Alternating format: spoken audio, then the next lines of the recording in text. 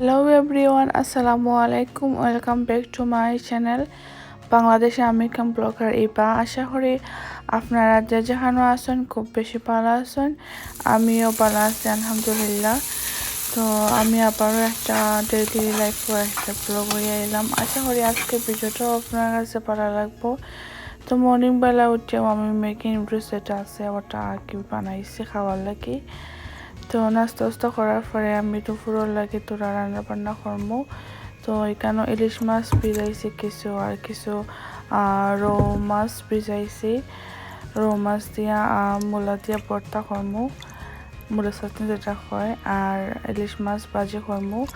আর আমি সবসময় ইউটিউবেও দেখি যে লাইক মাওয়া কাটোর বাংলাদেশের মাওয়া কাটোর পদ্ধতি পারে ইলিশ মাছের লেজ দিয়া চাটনি করে। আর আমার অবশ্য মাওয়া কাটে যাওয়া হয়েছিল 2015 সালে।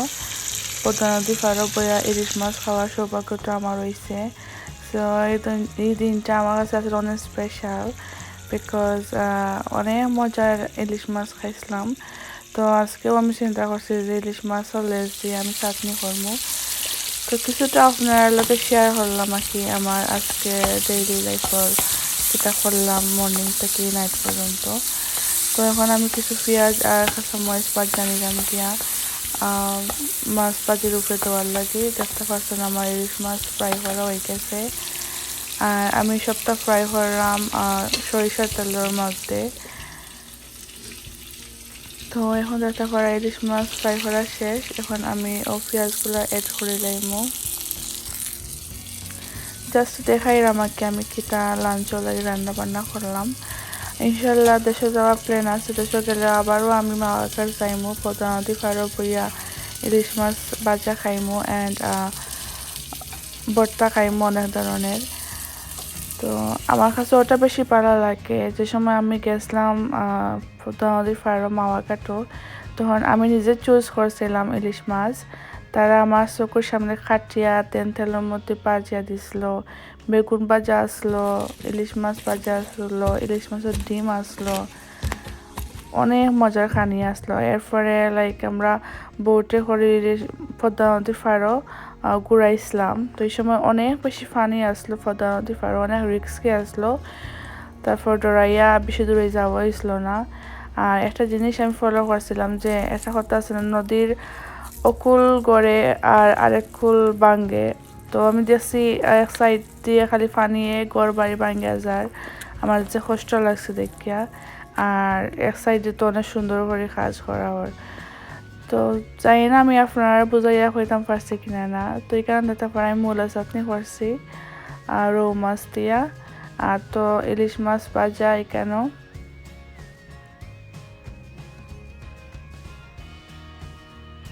আর এখানেও ইলিশ মাছের লেজ ভর্তা অনেক মজা হয়েছে, বিলিভ মি। তো আজকে লাঞ্চ রান্না বান্না ওটাও, আর একটা চিকেন বনিয়ে আনিছি গিয়া। তো এখন খাওয়া দাওয়া করবো, খাওয়া দাওয়া করিয়া একটু বার হইয়া যাইমু।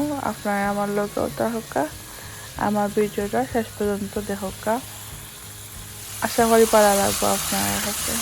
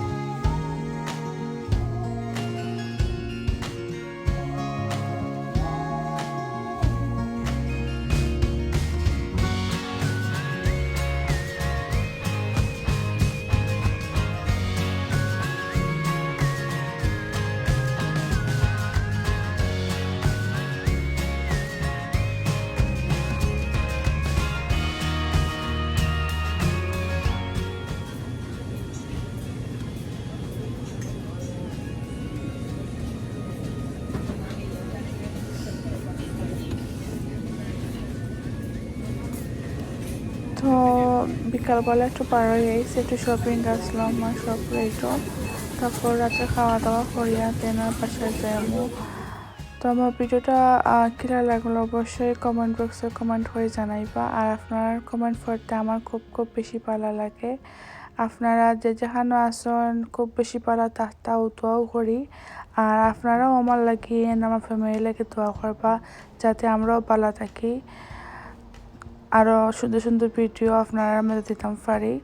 আর আমার কাছ থেকে আপনারা কিলা ভিডিও চান তাও আমার কমেন্ট বক্সে জানাইবা। তো আজকের মতন আমি ওখানেও বিদায় নিলাম গিয়া। আর আমার ভিডিওটা চলবো, আশা করি আপনারা শেষ পর্যন্ত দেখবা। তো ওখানেও শেষ আজকের মতো মাত কথা, সব পারা থাকা। আসসালামু আলাইকুম, আল্লাহ হাফিজ। আর হে ভিডিও শেষে আমি একটা দই বানাইমো বাসায় যাওয়ার পরে। সো ও দইটা বানানোর প্রসেসটাও আপনারা দেখবা, দেখে জানাইবা কিলানো হইলো। তো সব পারা থাকা, আল্লাহ হাফিজ, আসসালামু আলাইকুম।